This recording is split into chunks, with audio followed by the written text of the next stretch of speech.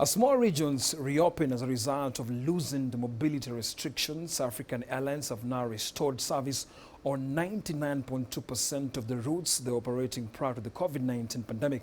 According to the recent figures from the African Airlines Association, traffic and airline capacity reached 82.52% and 82.1% of 2019 levels, respectively, in September.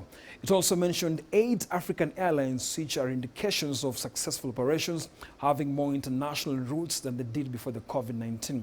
Now, the data showed that domestic market had a share of 39.5% capacity and carried 32.8% of passengers, while the intra-African market had a share of 29.5% of passengers and a capacity of 24%.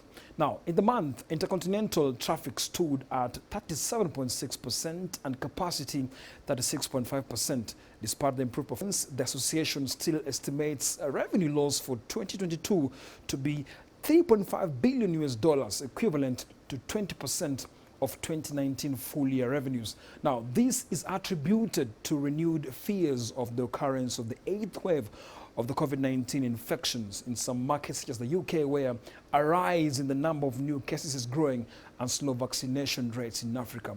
The projected revenue loss due to COVID-19 for the third quarter of 2022 is approximately $800 million.